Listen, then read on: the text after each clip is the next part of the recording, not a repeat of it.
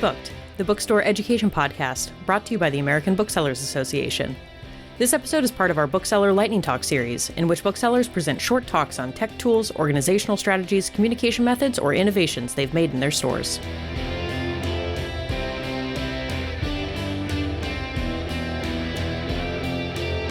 Hello, everybody. Welcome to our October Lightning Talk. Today, we're hearing from Leah Johnson from Loudmouth Books in Indianapolis, Indiana, talking about Boozy Book Fairs.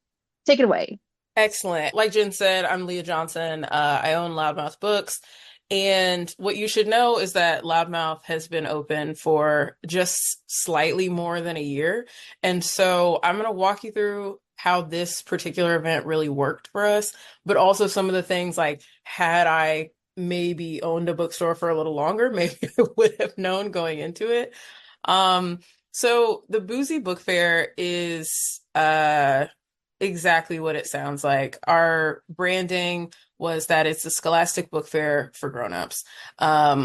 And it is a 21 and over event. This is not original or unique to us. We modeled this after a number of other Boozy Book Fairs that we'd seen be successful at other stores. We, like most stores, enter into a slump in this weird moment before the holidays. And so because we had already come off of multiple months of really like not hitting our sales targets, in store, online, we were doing all right. We wanted one big hurrah to celebrate our first year, but also something that would get a lot of people out and a lot of people buying books. And so the Boozy Book Fair was a perfect solution to that. We announced in July. We announced in late July, and the event was on September 28th. And so we had a little over 2 months to execute the book fair. And because I'm a writer, I do things pretty last minute. I think for the rest of you, you would probably start planning much further ahead than I did. But that said, that 2-month window, having a sort of narrow window to generate excitement and get people engaged, turned out to be the best strategy for us. We don't do a lot of lead time between the announcement of our events and the event themselves. And we find that helps us, not oversaturate our social media, which we rely on really heavily for promotion. So that was our branding and marketing strategy. And so we announced on Instagram with a plan to do more targeted advertisement in the weeks and months following should need be. And it turned out that we didn't need that. So the day we announced, these are the analytics from our first post. So you'll notice that our like count is just around 1.3K, not an insane number of likes, right? But what is impressive for this are the number of saves and the number of shares. And so because we had so many shares, this event reached way further outside of our network than most of our in-house author events usually reach. And that was wonderful. Obviously, being in our first year, we're still developing our relationship with the community. We're still really trying to cultivate the space that we're going to occupy. And because we have so many bookstores in Indianapolis that have opened in the past year, our goal is always to create programming that is unique to us. And so the Boozy Book Fair really helped us solidify that, really helped us do that work. And so we reached 70% of our audience, like of the audience that we reached were people that had never followed us and never engaged with us before. And that was really great.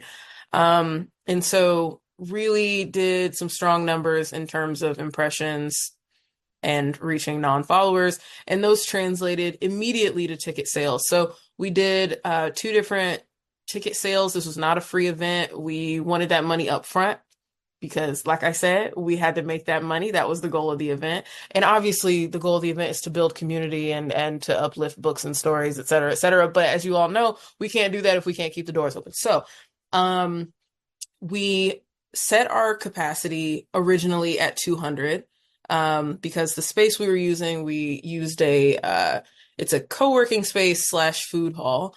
And so they host a lot of events. They have a couple different areas you can go in.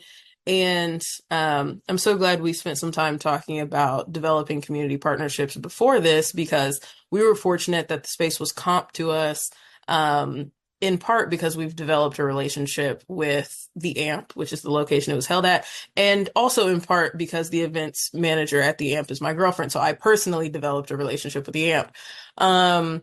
So we got the space for free. We were able to sell tickets up front. We did 2 tiers. We had the basic, and then we had our VIP. And all of the tickets came with a tote bag, which we got printed from Vistaprint for like $1 a piece. And inside of those tote bags, we slipped in advertisements and community partnerships. So we had ACLU give us some materials. We had Indiana Humanities give us some materials. And so that was great. People didn't know they were going to get that, and they loved it. And so we sold all of the tickets. We had set aside 200, like I said. We sold all of those in 24 hours.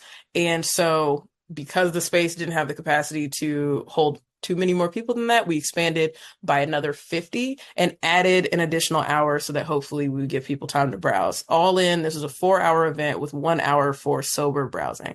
So I don't drink. And so one of the things we try to do is make inclusive programming. So even though it was a boozy book fair, we had a local non-alcoholic cocktail brand donate drinks to us. And so we made those available in the first hour so that our sober pals could feel as part of the community as everybody else. So the day of, it was wonderful. We had a terrible storm the night before, and so I thought we were going to struggle to get people out. I thought we were going to have a lot of day of cancellations, and that was not the case. In fact, we had over 100 people on our wait list. And so after the event started, we opened up the wait list and allowed all those people to attend as well. And so every ticket that we sold originally, all the tickets that we had budgeted for, all of those people and some came to the event. That was wonderful. We love to see it. We also chose to, in addition to selling new books, which is what we sell in the store exclusively for the purposes of the book fair, we also sold remaindered books. And so we had the ability to have a lot of discounted titles, which was, oh my gosh, I forgot how much people love discounts. They love a sale. And I said, Book Depot, you'll be hearing from me again. And so it looked like our sales for the day were, our sales for the day are only comparable to the sales that we had during our grand opening weekend and during our indie book crawl. So it was very significant, but the profit margin was larger. I don't know if I'm allowed to talk about profits because of antitrust stuff, but whatever, ask me about it offline.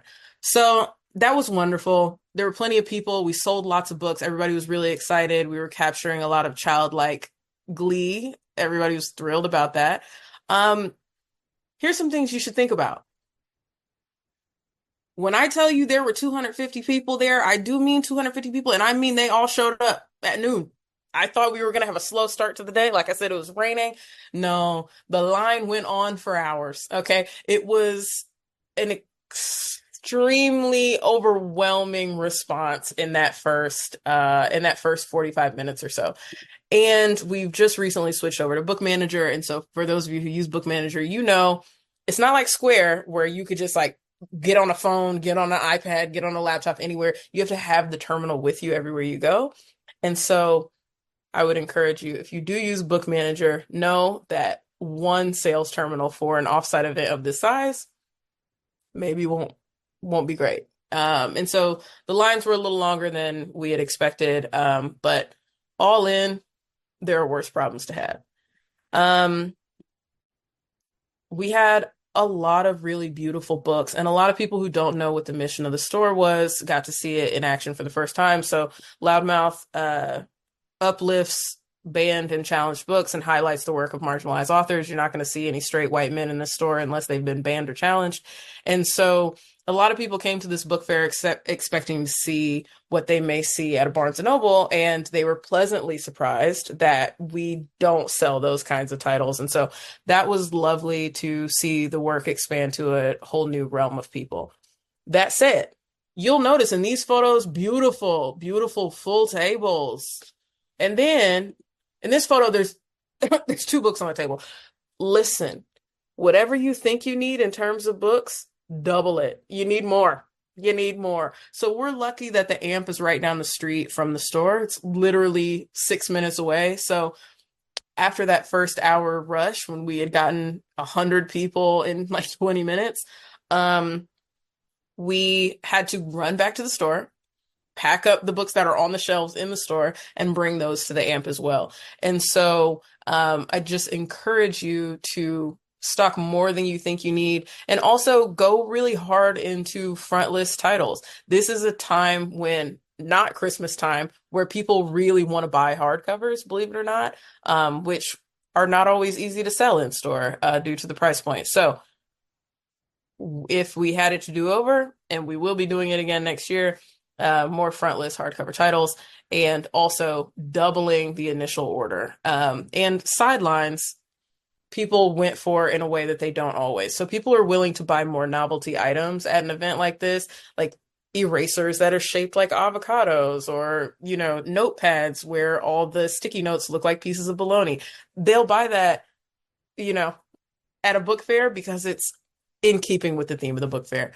I feel like I'm going really fast, but I can't really tell, so I'm just gonna hit this last slide. All in, the book fair was a resounding success. We got to reach our usual audience. We got to bring out a lot of our regulars at the store, in addition to reaching people we don't usually get to see or reach. We don't have a lot of men who shop at Loudmouth, so I threw in the one photo with a man we managed to get on the day of, so diversity. It was a lot of fun. If I can encourage you to get a DJ who plays really great hits, I would do that too. So it felt like a party, and we sold a lot of books. We made a lot of money, and more importantly, we made a lot of friends along the way. That's the Boozy Book Fair, folks. Thank you, Leah. Do you want to, can I unshare your screen, or do you want to click unshare? Yeah, let me try it. I also just want to emphasize, please look at the jumpsuit that I'm wearing in this photo. It is wonderful. Yes, that is part of the success of the event. There we go. Thank you, Yeah. Leah.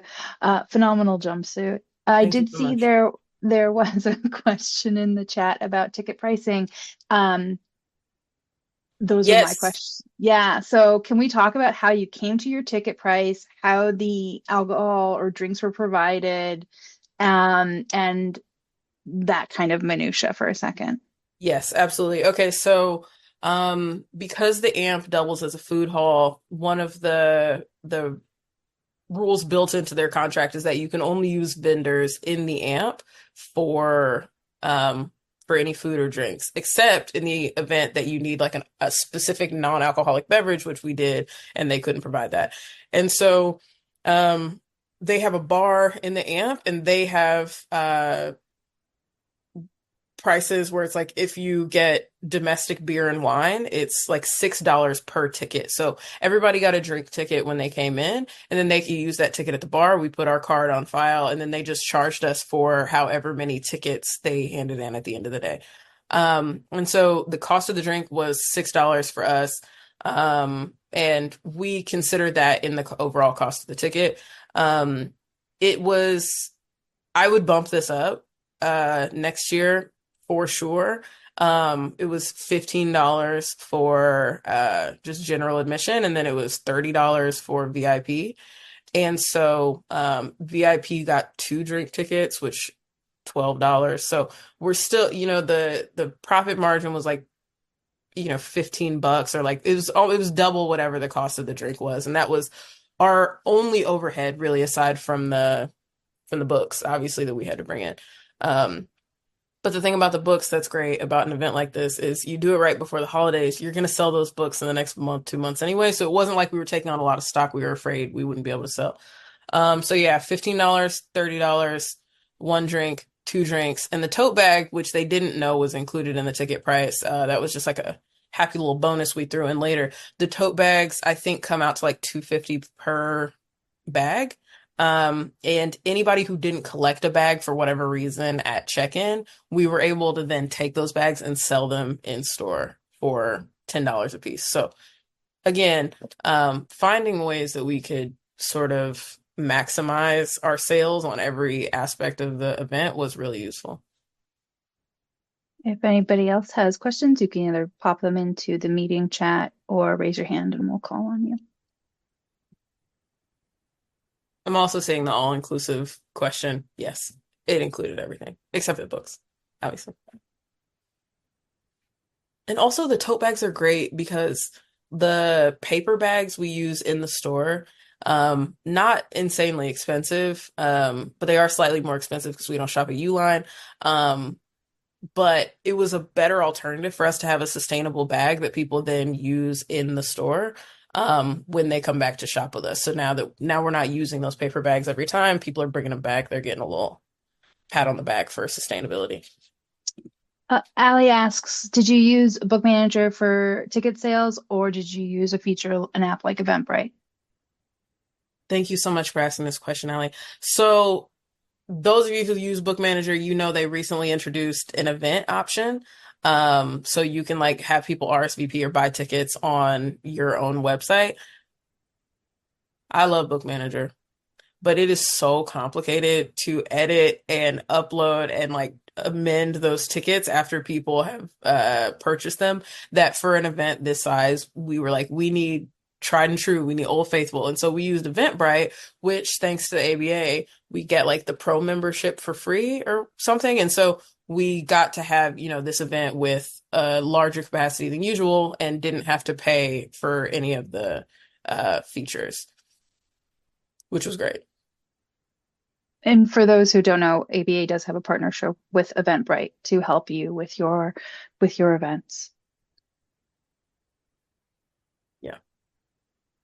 And also the great thing about Eventbrite is that they cash out your ticket prices periodically. They just hold on to enough that if people want refunds, they can have the refund. And so if you're worried about like startup costs for the event, you're worried about acquiring too much stock and you're like, oh, I don't want to pay for all that up front. For those new bookstores who maybe don't have those 120-day credit terms yet, Eventbrite is great when you have ticket sales. My other question for you is if you had to estimate book to sideline, do you know what your percentage of sideline was compared to your percentage of book? Or like how many tables? Yeah, cool. Right. And that is how I have to break it down. So if we had 6 8-foot tables, total, just kidding, it's not 6 8 feet, it's 12 6 feet. Then I would say 15% of what we had there on that day was a sideline. And then we acquired a ton of tote bags from out of print. So y'all know it's easy to get because it's PRH. We had a ton of tote bags too, and that was great because they sold like hotcakes. People loved it. Cool. Thank you, Leah.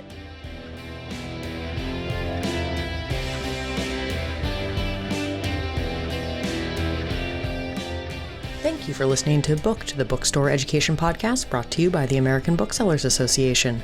Don't forget to subscribe to the show on your favorite podcast app. Additional educational resources can always be found on the ABA website at www.bookweb.org. Happy reading!